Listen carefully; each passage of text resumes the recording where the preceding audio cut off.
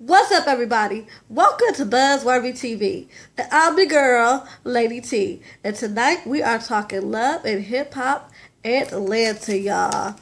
But before I get into it, just want to give y'all a couple of announcements.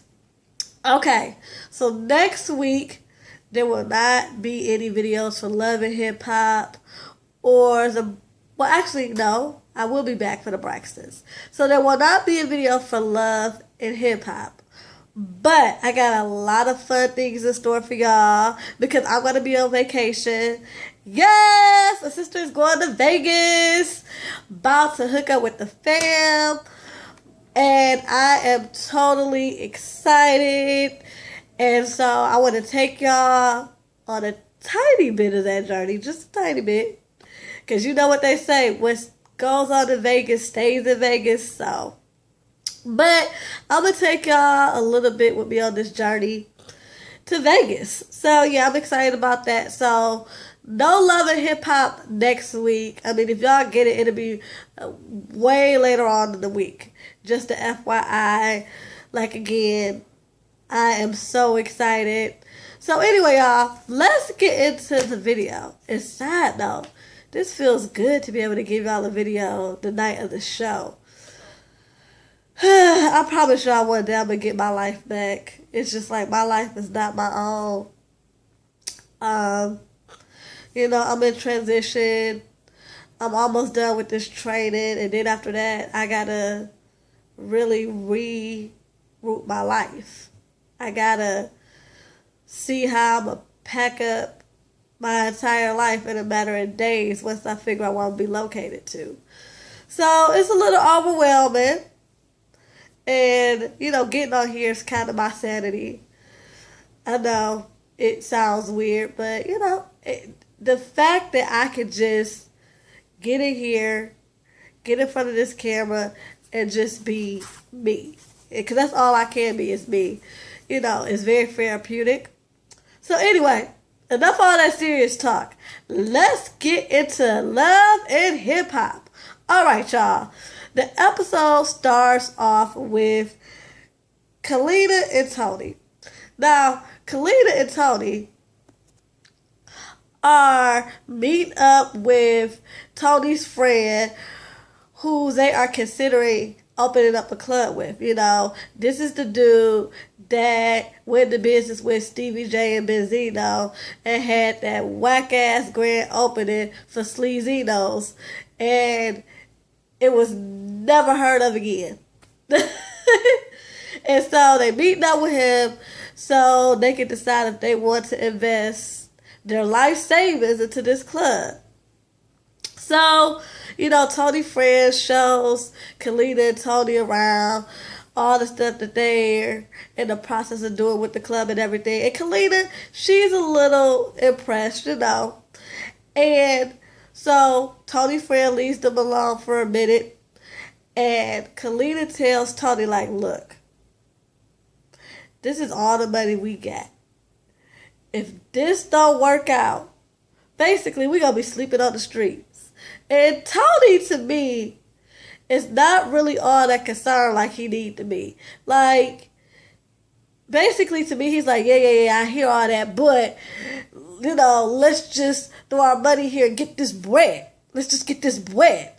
Instead of thinking like, okay, what if this shit don't work out? This nigga got a past of... this just happened where he just tried to open up a club and it was not successful. So, you got to think about that too. So, for Tony to be just so gung-ho about going into business with this man, I don't get it. But however the case, Kalina finally bends and she agrees to allow Tony to invest their savings into this club. Good luck, Kalina. I hope you and your baby don't be sleeping in a cardboard box. Anyway, then we got Margot and Ariane. Look, Margot, come here. Look, woman to woman, let's talk, okay?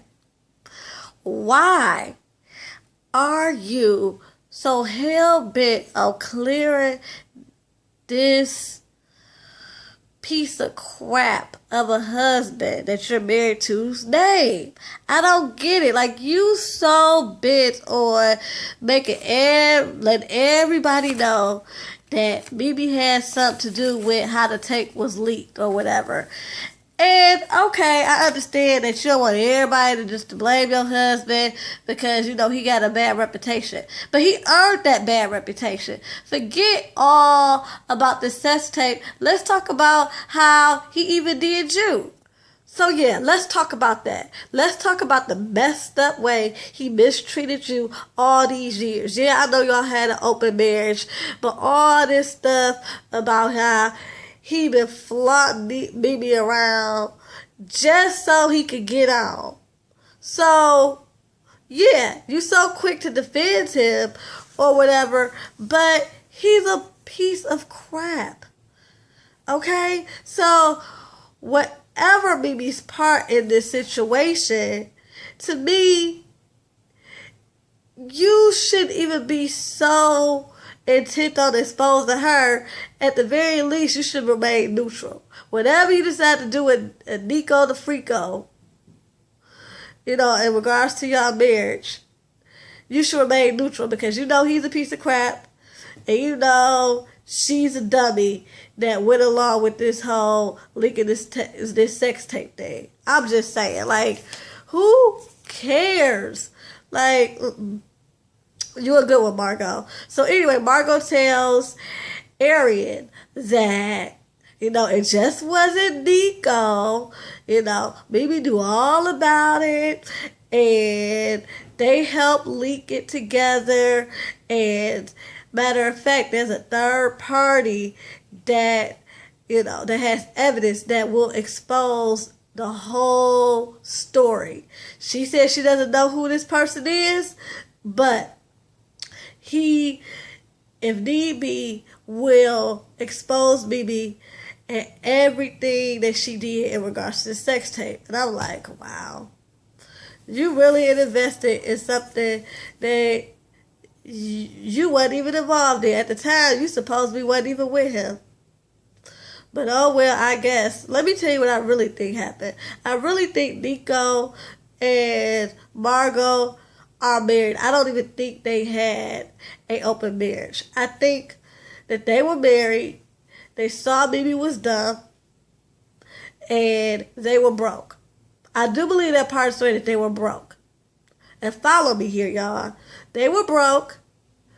He had some little minor connections in which that he was able to go to a couple of parties where a couple of little artists, the reality stars be at. He meets Mimi.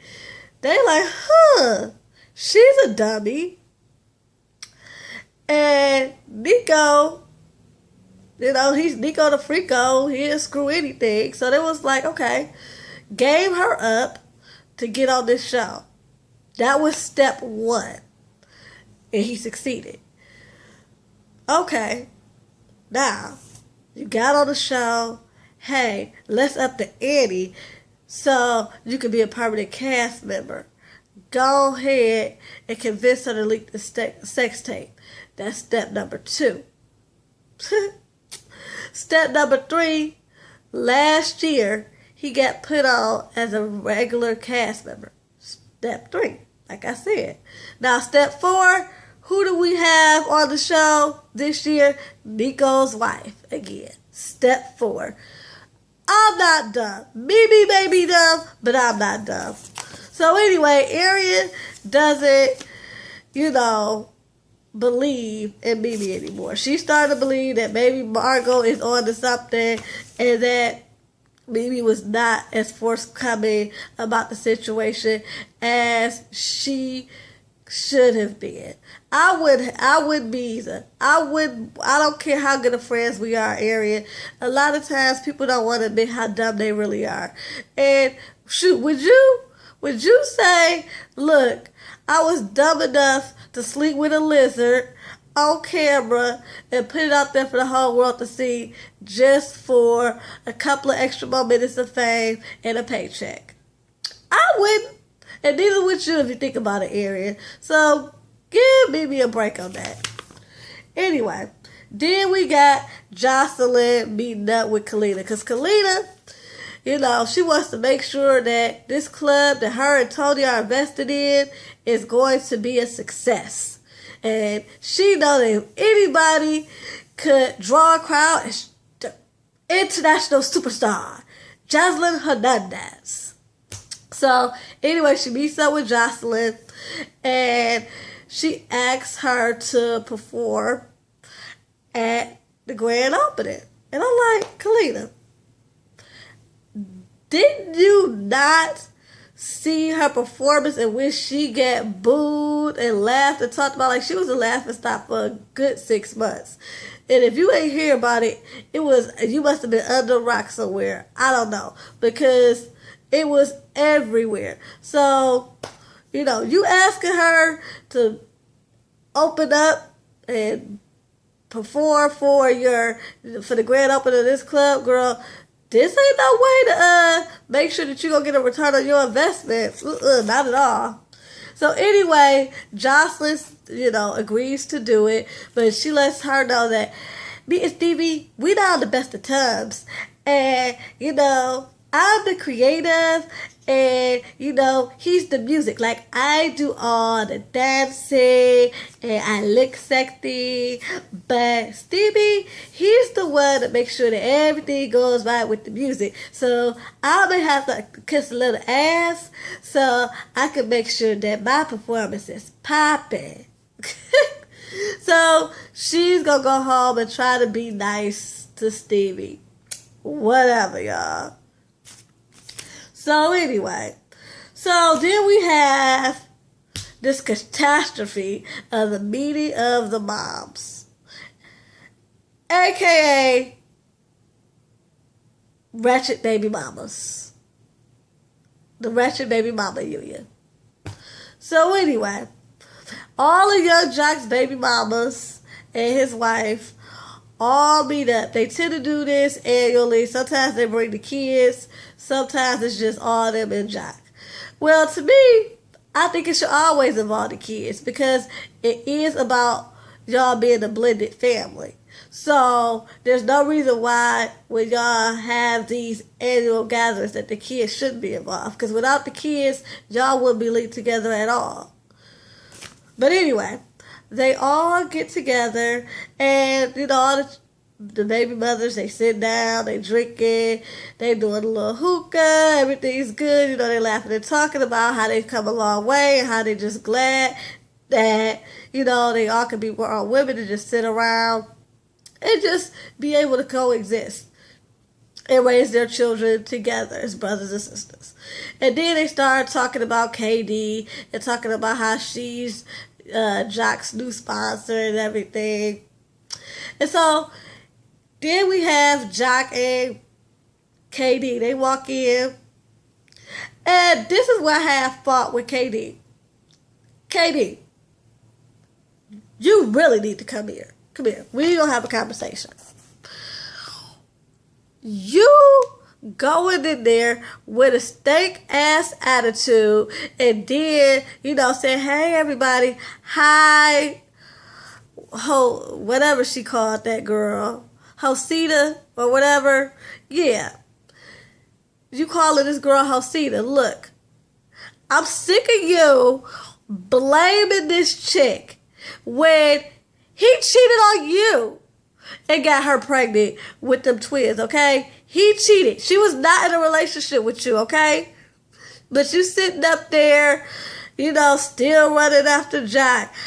Won't even go back to your condo, giving this man a comfortable place to lay his head, and you sitting up there, sleeping in hotels and crap, and won't throw him out of your own crib to make him comfortable, but you so ready to pop off on her.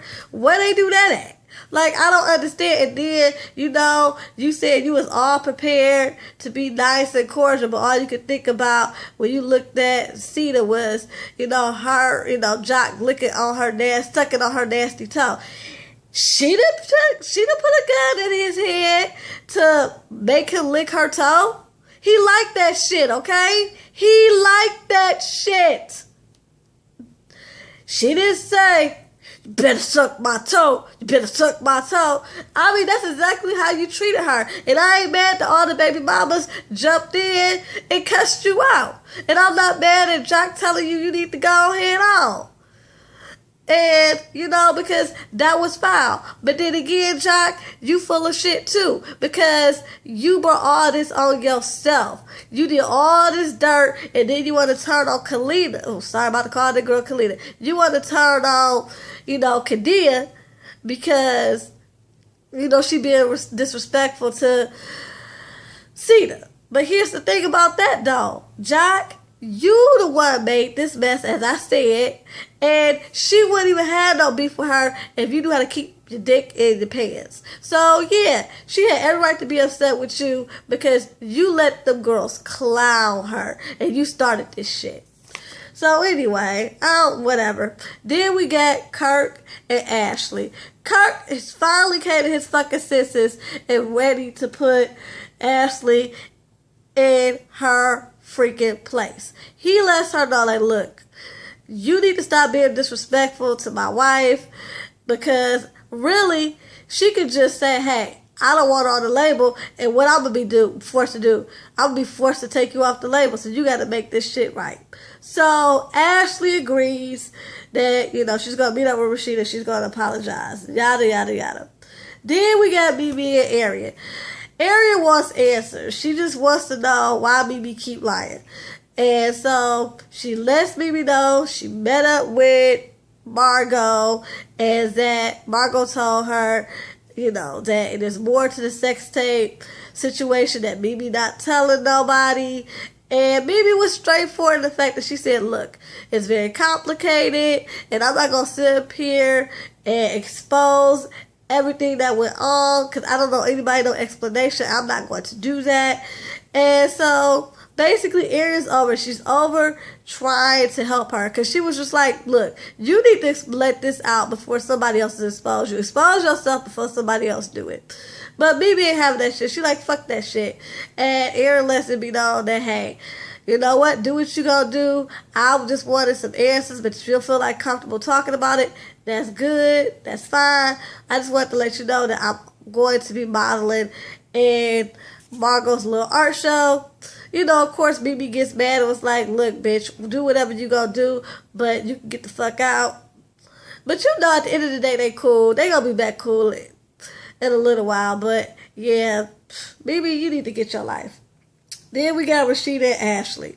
So Rashida talks to Ashley and lets her know that she came off disrespectful, and that if she wants to remain a part of D-Lo Records, she got to straighten up and watch her damn mouth. Ashley's like, I understand that, but look, you need to acknowledge your wrongs in this situation too. And I'm like, bitch, what wrongs? You always came for her. Like Rashida said, anytime you come for me, yeah, I shut you down. That's what I do. So anyway, Ashley's like, yeah, you're right. I apologize. Look, I want to invite you to this show just to let you know that I'm worth taking the chance on, and I really appreciate if you come to my show. And Rashida's like, I'll see if I can make it. But she ain't impressed. She ain't gonna break her neck to go. But anyway, this is Love and Hip Hop, so I wouldn't be surprised if she goes. Anyway. So, then we got Jock and KD. Look, Jock, you got a lot going on, because your ass talking about you slept in the car all night. Number one, I don't believe that, because you got too many damn baby mamas that you still fucking. And number two, if that's the case, you brokers, and I thought, hell, you broker than me. If she throw your ass out, the only thing you can do is sleep in your fucking car. But anyway, he tells her this dumb, excuse that, hey, he went to go check on Cena. He went to the gas station, fell asleep in the car. Next thing he know, it was daylight. And it was 6 o'clock in the morning. But he still didn't manage to bring his ass home. Whatever. I don't believe it.